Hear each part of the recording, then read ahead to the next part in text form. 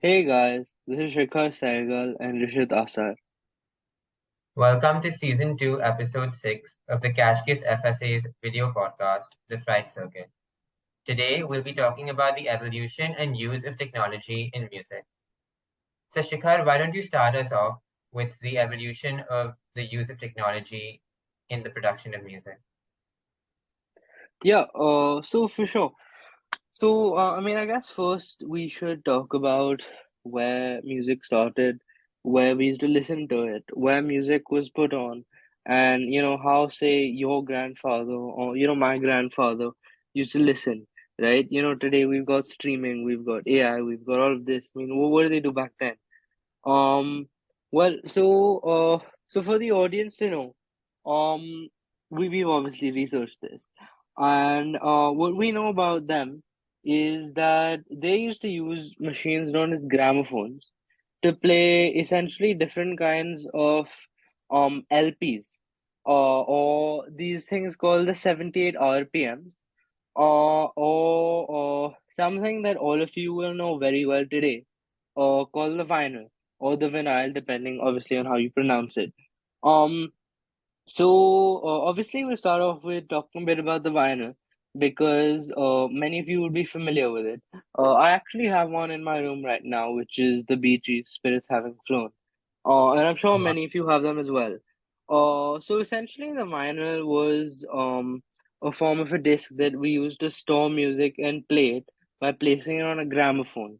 Essentially, the needle of the gramophone would run over it. It was quite heavy back then, and this would produce the sound. It would play the music, right? Um, Right. So essentially, Nowadays, it's like the grooves and the spikes on the surface of the vinyl that would hmm, decide what sound would be played, right? yeah, essentially, yeah. Right. And so nowadays, of course, vinyls are very different in the so they're much lighter, right? So you can't use the same gramophones to play them because they'll break the record probably. But obviously, we have newer gramophones. But you know how it is. We Nowadays, the 2000s, the 2010s, we've been bringing a lot of old trends back, whether it's from the 80s, 30s, 40s, literally Right. whenever. Right. So Rishit, would you like to continue of where we went from here? Yeah. So after the gramophones and the 78 RPMs, we had the kind of portable stereos and boom boxes come into the picture. And these were kind of like the stereos you would see in pictures on the internet with two speakers on the side. And this was probably the first kind of electrical setup which you can move around and use in different places. But I think the main portable music system, which really caught on, was the Walkman. I'm sure that's something everyone has heard of and possibly even used in their lifetime. I mean, I can just imagine like a whole group of teenagers walking towards school or college with a Walkman strapped onto their waist, listening to music on Mm. earphones, right? Absolutely. Just as Uh, like Guardians of the Galaxy. exactly like Guardians of the Galaxy. Yes. Um, and I think that was quite the sensation for a really long time. And around that time, we also had CDs come out, CDs as in compact discs, which could also store a decent amount of music. And they worked similar to the way a gramophone would work. And from that, then people started mixing music, making mixtapes, and kind of got creative with that. Yeah. Um, I think then after people who that, we watch have Brooklyn Nine-Nine would know that Jake Peralta loves to use his mixtapes rather of course, than the regular streaming on the iPod, which Terry loves, of course. Um, yes, that's for all our Brooklyn Nine-Nine viewers here. Um, yep, should I continue from there? yeah, sure, go ahead. Sure, of course. And okay, so of course, CDs are pretty common even today, especially in countries like Japan and Korea, where physical CDs are bought a lot more than, digital music.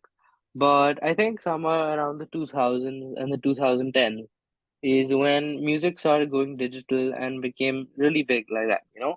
So first we had the iPod, obviously that was the original and all of those. And then as you mentioned to me earlier when we were discussing this in school, there's the iPod Shuffle, which made everything Right. really big, right? Uh and you know, I remember being in Goa and I still remember when it was like a fad, and it was really cool to have an iPod Shuffle, and you know, it was just it's what you bring out to parties, and that's how you Mm. play the music, you know. Right. Yeah. Uh, but And in fact, obviously, even with the iPod shuffles, there were also a couple of other MP3 players around. I think Sony used to make a few MP3 players. They hmm, still do. And in fact, the iPod was actually one of Apple's biggest hits. It wasn't really the iPhone hmm, that brought Apple into the limelight. It was initially the iPod that really strengthened their name, and it hmm. was from the iPod that the idea of the iPhone came into existence.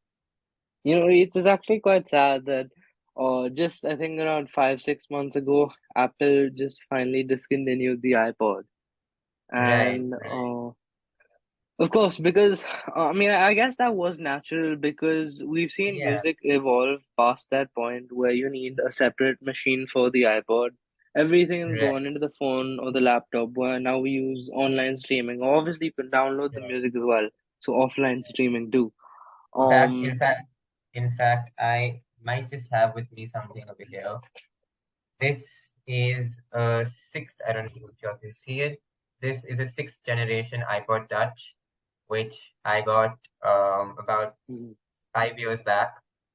And um, this is what I have used for 3 years to listen to music. No phone, no laptop, no tablet. I stuck to the iPod. And this is still one of my favorite devices. And I really don't say that for Apple products, but this is one I really love. That's very respectable.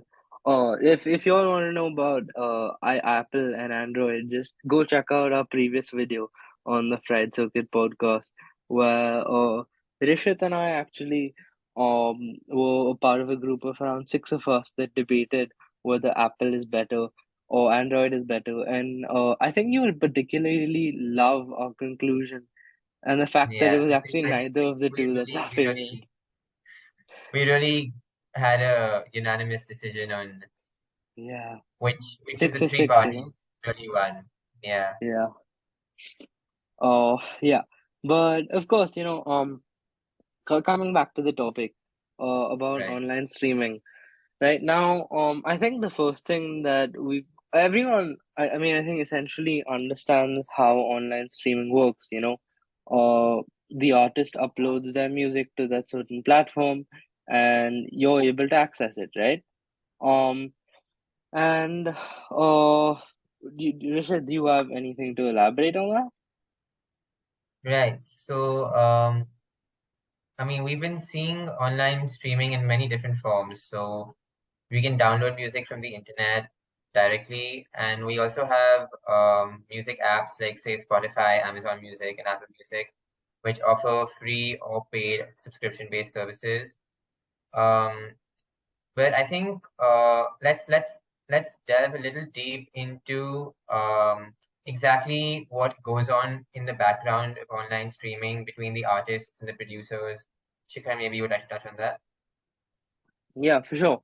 Okay, so I mean, I think a lot of the question of online streaming comes to the ethics of it when we come to, you know, the rights of the artist and everyone working with like a particular artist, say like a singer or rapper, right? Um, and first thing that I think everyone notes is that, you know, for a particular stream, you get paid essentially like this infinitesimally, like just such a small amount that you might as well just not be paid after a certain point unless you're racking in hundreds of millions of streams or say even billions of streams in a year, you know. Um Right. let's I have some numbers open here and let's look at how much some platforms pay, right? So YouTube Music, they pay you 0.0000 $69 for a stream. Wow. Wow. That's That's really it. less. That's literally it. And the most you get paid is Napster, which is obviously not used much anymore. You might remember it from the social network. Justin Timberlake. Yeah. Have you seen the movie, Rishit? I haven't seen that movie. Ah, okay. So maybe many of our viewers have seen it. So maybe you remember Napster from there. They, if the source is correct, still pay the highest at still a very piddly $0.019 per stream, right? And what's really funny is this isn't even the amount of money going to the artist. Essentially, of course, we know how this works, right? When you have music, there's rights to two parts of it. Essentially, the backing track, the melody, all of that, and the composition of the lyrics. So obviously, the composition of the lyrics, the rights of that belong to whoever wrote the lyric, naturally, right? And the melody, etc., all of that will belong to your producers, your sound engineers, whoever. Even if the artist worked on that, then obviously it'll belong to them. And what labels love to do is they like to buy one or both of these rights from you as an artist, right? And obviously they pay you a lump sum of money. But what's funny is, most artists, due to obviously the excitement of being shown a large sum of money, especially given that a lot of them are, up and coming, and previously didn't even have any employment of any sort, right? Or obviously their families didn't have money. Very common in hip hop. Um, so they see the money and they jump. They say, okay, I'll give you these rights. Just give me those $200,000. I'll put out Right. whatever 5 albums that you asked me to do. But Right. what's really sad about this is, the label essentially will take away like 80% of your money, and that 20%, especially, when we had physical CDs, at least you could use that money, those $10 CDs, sometimes $5. You could use the money you got from those to repay the label for whatever they've put in for your advertisement, etc., etc., which obviously they require you to do. And on top of that, to work your way up in life, gain more money, have a bank account, start investing your money, everything of the sort. Um, but when it comes to streaming, you're not being paid $10 anymore. When a person hears you for the first time, you're being paid $0.001, and not even $0.001 actually, because the label's again taking 80% of it. And in this sort of way, the labels and the streaming services combined essentially screw the artist over. And Right. Rishit, would you like to elaborate a bit on the 360 deal? Yeah. So what we see is that a lot of the people that fall for these kind of deals are people who are not so well off, especially if they're into hip hop music and that kind of thing. And what happens is, when they make the deal, they're really not able to afford a lawyer. So it's the record label company that provides them with a lawyer. And the irony is that the lawyer provided is, of course, the record label's lawyer, and that lawyer is out there to to look into the best interest of the record label company. So, I mean, it's really sad that these people fall for these kind of things, because if if you're going to a record label and they give you a lawyer, the lawyer is obviously going to say that, yeah, I mean, this deal is extremely fair. You can go ahead with it, and you're going to make a lot of money, and you're going to go ahead with that, and then that's really sad because the record label company is taking a lot of your money. So you kind of just like become a pawn in that entire game, and it's I mean, unbelievable, Yeah, right? for Like, sure. why would people even want to do these kind of things? Yeah, for sure. In these 360 deals, you're often just going to sign away all your rights, right? Because the label starts taking all your revenue streams, right? So, you start Shikhar Cycle perfumes. I start maybe some tech company of my own. I sell it off somewhere. They start to take they bite that 80% straight out of my revenue stream even when they had nothing to do with it. If they said, we gave you this certain level of popularity, so you owe it all to us, you know. Right, And obviously that's not true. But obviously I think now we've explained a lot about the labels and the how the industry works, and our opinion on, just how this negative side of the industry. I think we'd probably like to return to the impact of technology on music. I right, think right, so. Rishit, would you like to talk a bit about TikTok and its impact on music?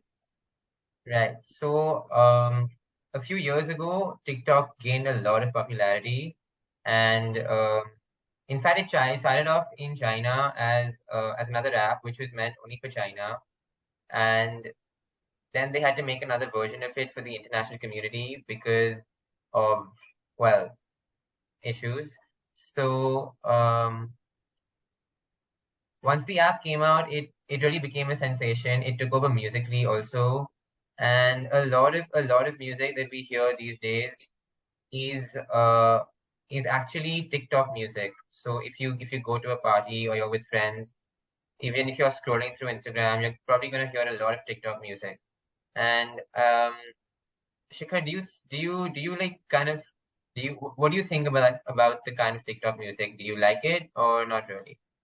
So I've got quite a few opinions on it. So I mean, obviously, this kind of depends, right? So there is one very positive side of it. Let's take Lil Nas X, right? Um, he's Right, a young artist. He back in 2019 at least, he was a young, very unpopular artist.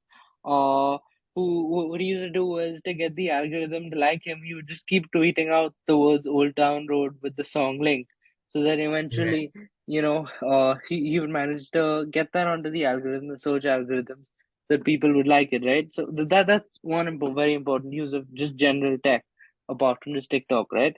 And he was obviously being colored and of the LGBTQ community. So he's essentially one of the smallest minorities in the world, right? And that's not very well respected among a lot of people in the world today, which is, I mean, it's their opinion, but personally, I'd say that's incorrect. Um, but yeah, you get it, right? In the end, he managed to get Old Town Road #1 on the Billboard Hot 100 for yeah, 19 weeks, right? And out of those was 17 consecutive. That's the record, all right, because of TikTok. And since then, apart from just making that trendy music, he's really come into his own as an artist, in my opinion. I'm not saying you have to like him. I'm just saying that there's artists like Doja Cat, right? They've gotten a lot of their popularity through TikTok. And these are artists who've put genuine hard work throughout the years, and they just genuinely deserve it in my opinion. Then of course there's the part where they often ruin the music, right? So they're gonna create right, these sped up versions of older songs you listen to, things of the sort, and you right, just keep hearing them over and over every time you watch a new reel, something new on TikTok. Obviously TikTok's banned here in India, so most of what we hear is through Instagram reels because we get the same right, audios, right? And that can just ruin songs, right? Another for thing sure. is it really influences artists in a bad way. Let's take Drake's Tuesday Slide. Um or let's think. Justin Bieber, Peaches, right? These are two songs that really blew up on TikTok, and I have a very strong distaste for both of them, as a matter of fact. Uh they're literally made to be TikTok songs. You know that right foot up, left foot slide. That's not how a song is made, right? Um, that's not how music is made. You're not supposed to start narrating the dance that you want people to do so that it blows up on TikTok, or even just heavily mediocre music that just becomes popular over a lot of other artists that are putting in that work, but not trying to make their work trendy for TikTok just so that they could get that Right, extra 2 million monthly listeners. But then again, there's obviously the positive side again, right? because it's promoting a lot of indie artists, a lot of smaller artists, as I mentioned, and obviously it brings back a lot of good memories of say songs from like the early 2000s, sorry, the late 2000s or the early 2010s that we used to listen to, or songs from our parents, grandparents' time, that we really enjoy now. So TikTok has it has its pros, it has its cons, but personally, what do you think of it? Do you have anything to So say? in my opinion, I feel from what I've heard on Instagram Reels and all, a lot of TikTok music is made, like you said, to be catchy, to um, to suit the algorithm and to get more and more views. But the music that's made for TikTok is not really musical in the sense if you study theory of music, you would know that it doesn't really follow the patterns and the techniques of writing music. Hmm. So yeah, for as a fad on TikTok, maybe it's a nice thing. Maybe once in a while you're scrolling through TikTok, fine, you want to listen to it. But if you Yeah. really want to get into the feel of good music, then I don't think TikTok is something we want to be the future of what Yeah. people listen to, right? Yeah. I guess I agree because the impact that the radio used to have back in the 80s, 90s, 2000s, 2000, early 2010s. That's kind of what TikTok is starting to become. And maybe 10, 11 year olds today would like that, but I mean, I don't know. I guess in the long run, I just don't want that to happen. I feel like it would, personally, I feel like it would ruin the music industry even further. As coming back to the point about record labels, they're gonna start pushing artists to move away from their genuine art, their genuine expression, and move into just commercial songs meant to get Exactly. someone to dance and start a trend, something of the sort. And yeah, exactly like you said, I just don't want it to be the future. But obviously that aside, I think Rishit, you play the keyboard, right? Yeah, Um, yes, I do. In fact, yeah. I've been playing the electronic keyboard since about 10 years now. Hmm. And I just love the instrument. I mean, when I started off, actually, my mom wanted me to learn the guitar, and I Hmm. because it was like the one instrument that everyone loves, and it's Yeah. universally recognized, right? But Yeah. I was stuck on learning the keyboard just because I just felt it's such a versatile instrument. Like you can pretty much play any kind of voice, any instrument you want on it. You can really mix stuff and all. And Hmm. if you're really interested and you feel like investing the time, then you can really make really good music on a keyboard. And Absolutely. if you look at instruments in general, you have percussion, you have strings, you have wind instruments, and they all make like one kind of sound. But Hmm.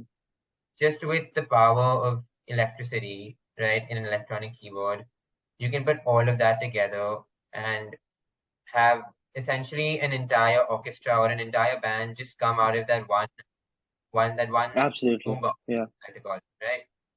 I mean, I've tried playing. I've played drums on the keyboard. I've played string instruments, guitars, flutes, and I would Hmm. say, to a large extent, all of them sound, if not like the original thing, then very, very, very pleasing to hear. Except maybe Yeah. percussion is something that could be worked on the keyboard. But apart from that, on the keyboard, the keyboard is also a very good instrument to learn like I mentioned before, theory of music on because a lot of the way music notes are written is based off the piano, and essentially a keyboard is just a form of piano. Yeah. Uh, so so if you're really interested in music as a subject, then the keyboard is definitely an instrument you should check out. Yeah, I remember when I was younger, so I used to play the keyboard a lot, and my favorite part was not the keyboard, but experimenting with the other instruments on the keyboard. Right. Um, yeah, but so I've been playing for the viola as about as long as you have the keyboard. For our viewers who don't know what that is, it's you can think of it as the elder sister or brother of the violin. There's essentially a difference in two strings, but I'm not going to go too detail into that, right? Because we're talking about technology here. And do you know that electric violins and violas also exist? Electric violins, really? Yeah. So, matter of fact, I've so heard of I electronic keyboards and electronic guitars, of course, electric yeah. guitars, and even now electronic drums, but electric violins is something I've never heard Yeah, so as a matter of fact, I play in a music troupe, right? of. Yeah. And mostly the string plus a bit of percussion, or the keyboard occasionally, or singing, everything of the sort. And so there's actually a guy who's blind, right? And he has been learning the electric violin.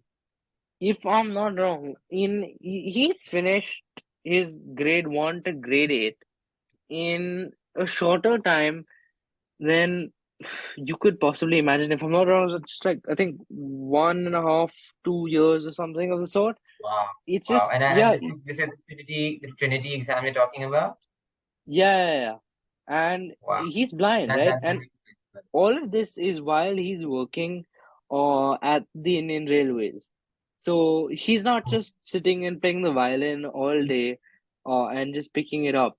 And the electric violin, if I'm not wrong, it actually helped him a lot through his process.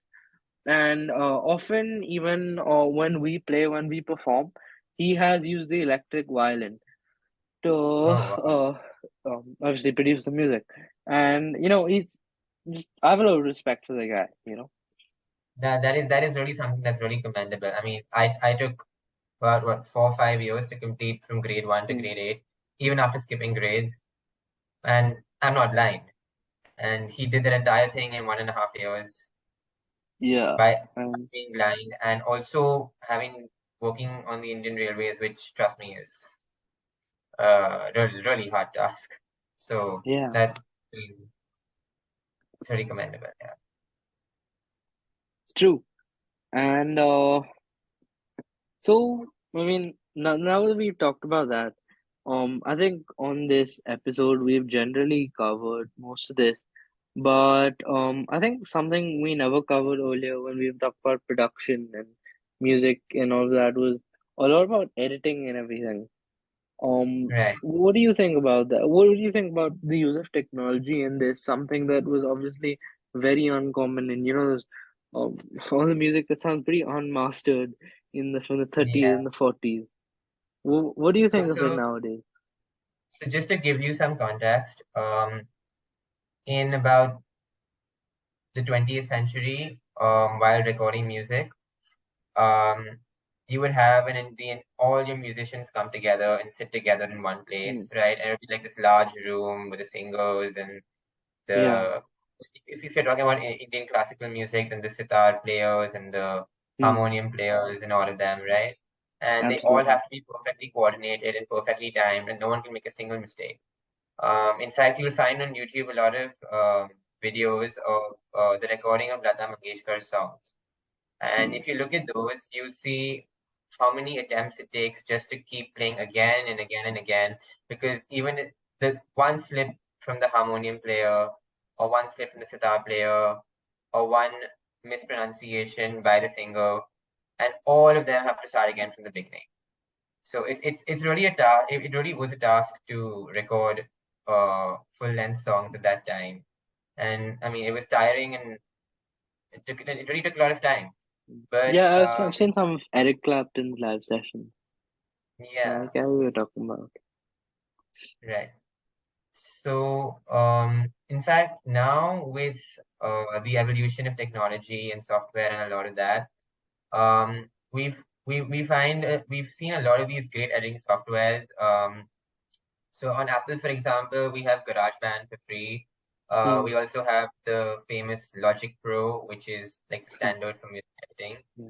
right? And if you see a lot of music nowadays, which is produced, it's recorded as individual instruments and individual segments, and it's all put Hmm. together on the editing software, and then they can add Absolutely. whatever effects they want, like Yeah. reverb and anything like that, and echo and stuff like that.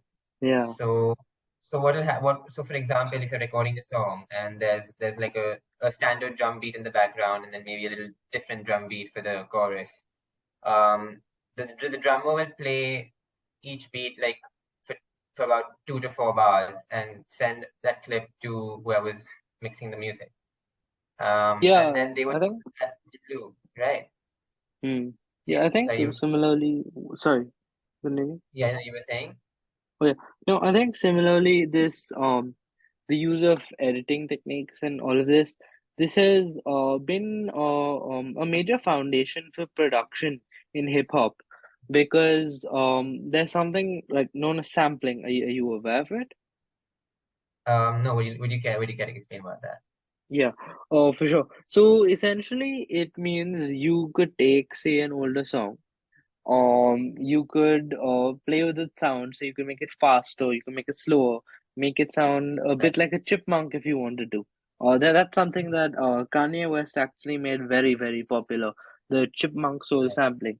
Um, so you do some and something of the sort. You could take a mix of all of these, and you use this to produce the base of a new beat for your song.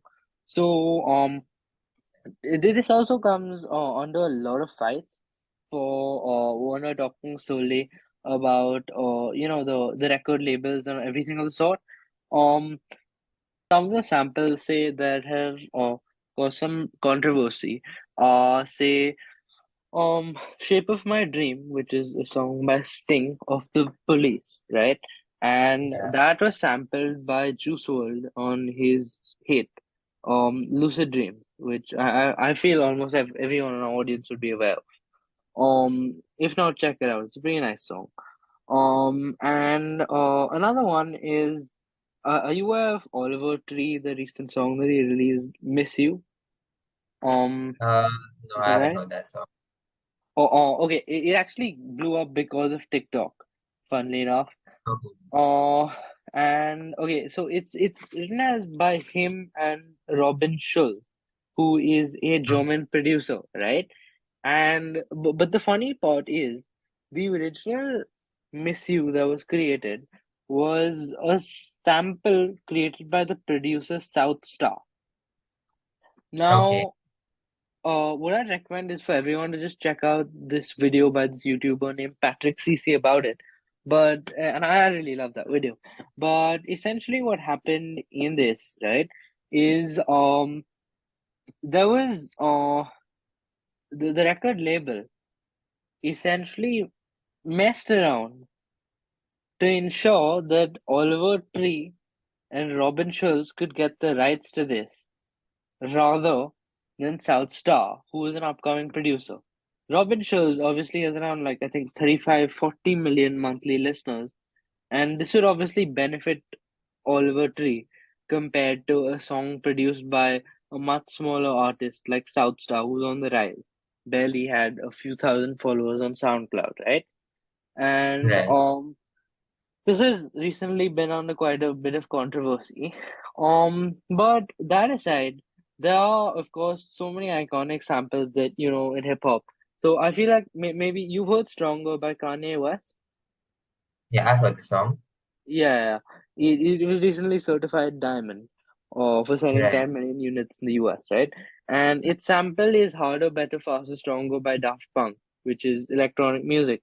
Or honestly, you could just go with a whole list of all the sampling he's done. When we talk about chipmunk soul sampling, which is essentially one of the most common styles there even today, uh, basically made popular and to a certain extent, I guess you could even say invented by Kanye West, is you could have Through the Wire by which is from Through the Fire by Chaka Khan, right? Or, there's obviously a lot more songs. Say, there's very innovative ones like XXX the rapper who died in 2018, rest in peace. He actually sampled the sound that the BMW creates when one of the Oh, BMWs, I'm not sure which one, when it turns on, he sampled that wow. and turned it into a hit song, right? Wow. Um, I mean, the song has a solid almost 2 billion streams right now. That's how big it is, right? And he just used the BMW starting sound. So, it's crazy what you can do with sampling. I Yeah. mean, now that I've talked about this, Rishit, would you like to So continue talking about? in fact, when you spoke about this BMW sound, I just remembered that yeah, like in the 20th century again, if you when they were recording sound effects for say movies or things Mm, like that, if you wanted to have like the sound of a horse or something, they would take a horse walking or a horse galloping, then they would probably take a yeah, couple like the right kind of stones and hit them together and record that. But yeah, nowadays, because of editing software and this new technology called MIDI, which stands for Musical Instrument Digital Interface, these very sounds can be produced on electronic and other kind of musical instruments. And so I'll just delve a bit into how MIDI works so you can understand this a bit more. Essentially, you have a keyboard-like instrument mm, which connects to your computer, and whatever you play gets recorded or logged to the computer, and then you can just edit that file directly. absolutely. Like change the pitch a little bit or add any effects, whatever you want. And Hmm, this is so this is yeah, one of the ways of producing sound effects and also producing music by using electronics, right? yeah. Uh, Shikhar, have you had any experience with a MIDI instrument? Yeah, I did tell you I've played the viola for about 10 years, and I Oh, also know how to play the keyboard and drums. okay, okay. But you haven't really experimented with plugging a MIDI keyboard into your laptop and trying to play Nope, around with music. Okay, no, I haven't. I would really recommend that. I think Mm, it's if you're for someone who thinks they're creative and can really make good music. This is certainly the kind of mm, technology you're looking at. yeah, And talking about advancements in technology used in music, I think so. Recently, we heard that OpenAI came out with a new software called ChatGPT, right? And this has just taken over the world. It's become the new global sensation. Everyone's talking about it. Everyone's using it. And ChatGPT is good for giving you information, mm, answers to questions, maybe writing a couple of essays. I did not give you that idea. But I think we'll also come to a point where we'll have artificial intelligence systems making music, right? yeah. So So like maybe one Jukebox. day, No, so like yeah, they already exist, right? Like Open AI, the same guys who created yeah, ChatGPT, they have something called Jukebox, which has AI generated music, or there's something called SoundRaw, and I mean there's so many of them actually nowadays. It's eerily similar. This just the sound produced by this AI and right, the actual song. It feels like it could actually be that artist. And yeah, of course, good. it's like it just kind of blows my mind, it just leaves me there thinking for a second, what Yeah, have we come it really to? does. Is this good? Is this So bad? Yeah. so do What do you you get think? the feeling that maybe do you feel like it's a little scary that AI can do this kind of thing? Or was it just amazement or also a little bit of fear of what might be the future? Oh, it's 100% both. First off, obviously, the first thing that came to my mind is the amazement of where we've come from, just spinning a record on a gramophone to produce a sound. To actually long before that, when it was harder to even artificially produce that sound. And we've come to a point where, if I make music, um I can just and I'm well known, and or even if I'm not well known, and the AI has a good sample data set of the music that I make. it can make a very similar song that sounds similar to me and is pretty unique in how it sounds, right? Not like it's just Right, um one of my old songs taken and it's just like a mashup of two songs. It's a new song entirely. right, I've heard a lot of right, these. Um, that part does amaze me, but there's of course the worry of you know, if I'm an artist producing art and there's something, and say, suppose there's Travis Scott, right, producing some sort of music. right, He puts effort into his art, and I here just sitting in my desk decide to generate a song of his, and I start to maybe I modify the voice a bit, and I just start claiming these songs as my own. Um, right. that's not ethical, right? And Agreed, what can you agreed. do? You can't really control Yeah. that, can you? So talking about ethics, so to elaborate on what you said, if the AI, uses some sources and generates kind of music of its own, um, who should get the rights for that music, right? I mean, there is of course the person who asked the AI to make that music, right? Hmm. Put in some keywords and maybe said, okay, this is the kind of music I want, and the AI generated it. Then there's the sources from which the AI drew the music, and then there is the AI itself. So do we give those rights to the person who used the AI? Do we give it to the sources the AI got it from? And if we give it to those sources, how do we trace down those sources? How do we make sure that all sources are cited? And or do we make the AI an entity of itself which can have its own rights on the music it creates? Hmm. That's true. I mean, I personally don't know the answer to that question. Uh, it's a really I tough think one that to answer. is Yeah, I think that is something that probably we in the future might have to think about when we Yeah, ourselves are probably creating these kind of things. absolutely, absolutely. Uh, so Rishit, um, So by the way, I don't know if all of you, how many of our viewers are aware of this, but hmm, tomorrow, that is the day after the day we're recording this, our school is hosting a fundraising concert called Encore, and we raise money for two charities, and we have bands, solos, duets, dances, all performances. It's a fundraiser concert. hmm, And so I'm performing. I'm also a committee member for taking care of the event. yeah. Shikhar, are you performing? Oh no, a matter of fact, I'm not. But Oh, okay. I did go over that MC script. I really love that. Yeah, yeah. Uh, I think I think that tomorrow the MCs are gonna have a lot of fun. Yeah. absolutely. But coming back to the concerts, I was just going through some details of the concert, and something that struck me was, the way the speakers are set up, the orientation, the position, all of that. And Hmm, there are reasons why the speakers are put in specific places, right? You can't just have yeah, speakers anywhere. So just to go into a little bit of physics over here. Um, Sound is essentially in the form of waves, right? The waves travel through a medium and reach our ears, and we hear sound.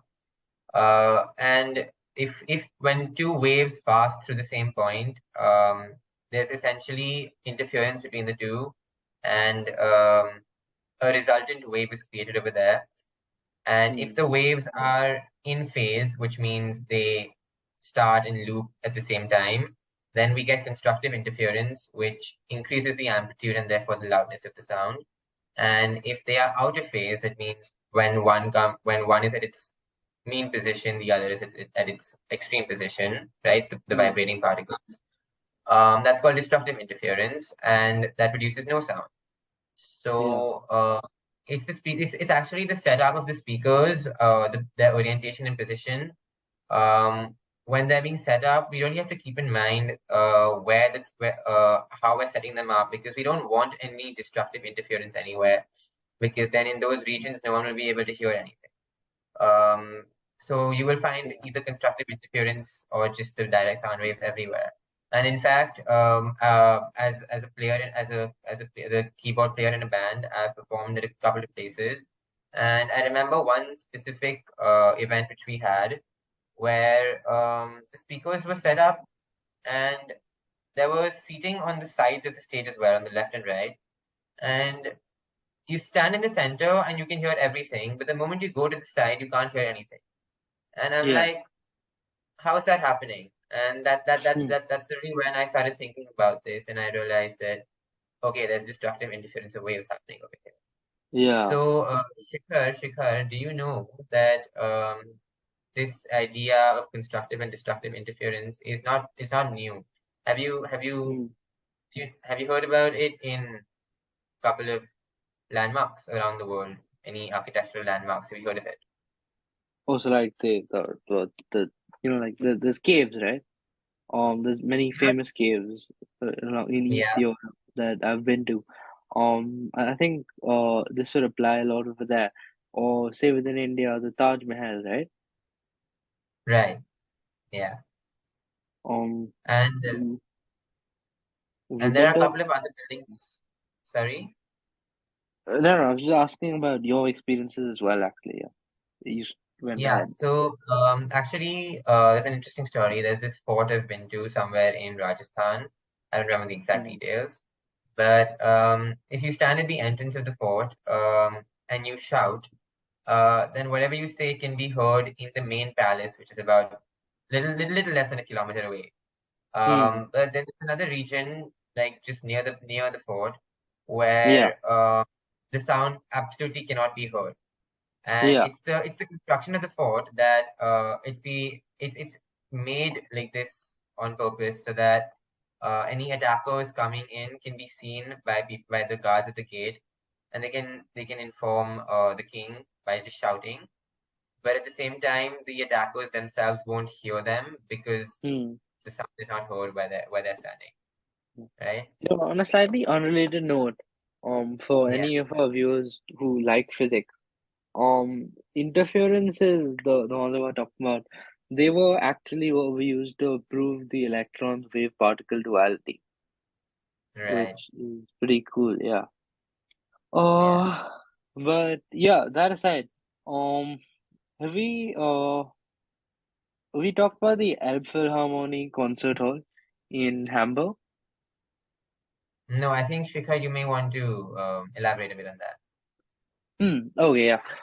So if I'm not wrong, in 2017, in Hamburg in Germany, they built something, called the Elbphilharmonie Concert Hall, right?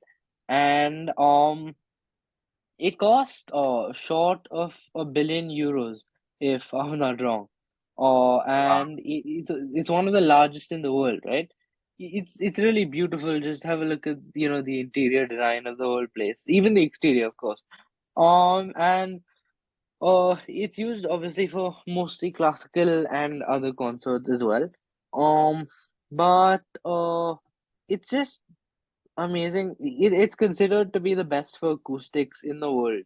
One, we're just looking at such concert halls, such theaters, and any interested viewers should definitely read up a bit about it. It's called the ELBPHILHOHARMONIE Concert Hall, and I personally found reading the physics about it extremely interesting.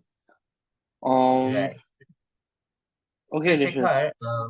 Shikhar, so actually I was just thinking, and since you were talking about ethics in this entire technology and music, Hmm. um, have you heard of the lawsuit between Spotify and Apple that took place a few years ago? No, I don't know much about it. Okay, so essentially, this is Apple's policy that for any apps sold on the Play Store or any in-app purchases Hmm. for Yeah. apps on the iPhone, Apple takes a 30% cut of the revenue made from that. Yeah. Um, so if you think about it, Spotify and Apple Music are two of the biggest contenders in the music industry right now, in the online Hmm. music industry, Absolutely. right? And even a slight difference in the price between the two, and a large number of users will automatically switch over to the other, right? Mm. So if Apple is going to be taking 30% of Spotify's revenue, Spotify's prices are naturally going to increase and be much more Yeah. than this prices on Apple.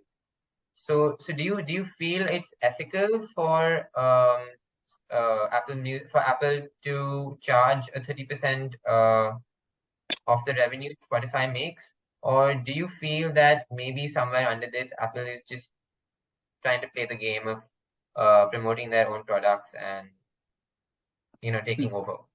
I mean, I guess they are trying to play that game of taking of the product and taking over it, but I don't know if I generally actually consider it wrong.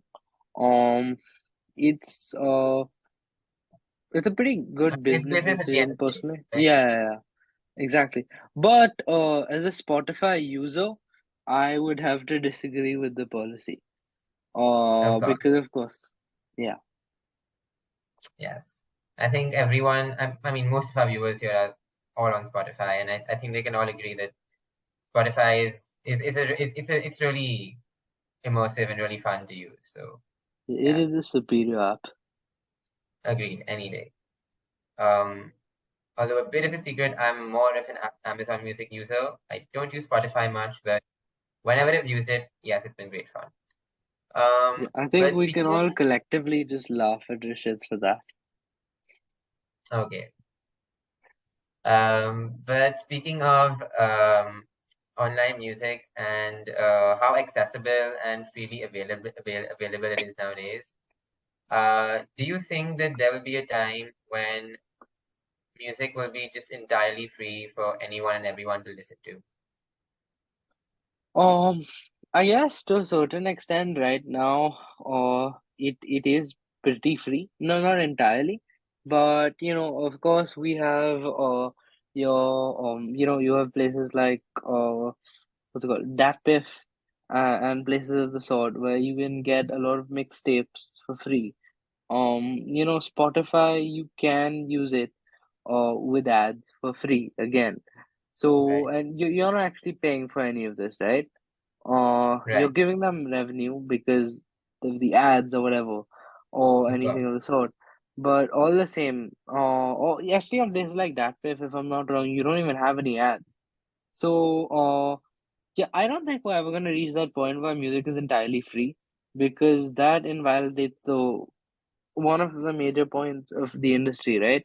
But Right, yeah, I definitely love to see the music industry return to the point where they are slightly less money oriented than they've been of course. becoming recently.